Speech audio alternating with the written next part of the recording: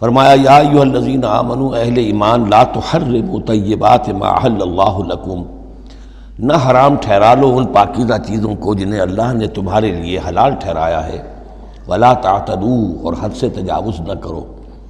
یہ بھی ہوتا ہے کہ کچھ لوگ اپنے تقویٰ کے جوش میں اور بہت زیادہ نیکی کے جذبے میں بھی بہت سی چیزیں کہ جو حلال ہیں ان کو اپنے اوپر حرام کر بیٹھتے ہیں۔ ان اللہ لا يحب المعتدین، یقیناً اللہ تعالیٰ حد سے تجاوز کرنے والوں کو پسند نہیں کرتا۔ وَكُلُوا مِمَّا رَزَقَكُمُ اللَّهُ حَلَالًا طَيِّبًا، کھاؤ ان چیزوں میں سے جو تمہارے رب نے تمہیں دی ہیں، اللہ نے دی ہیں، جو حلال بھی ہیں طیب بھی ہیں۔ حلال ہوں قانونی طور پر، صاف ستھری ہوں، پاک ہوں۔ وَاتَّقُوا اللَّهَ الَّذِي أَنتُم بِهِ مُؤْمِنُونَ، اور اس اللہ کا تقوی اختیار کیے رکھو کہ جس پر تمہارا ایمان ہے۔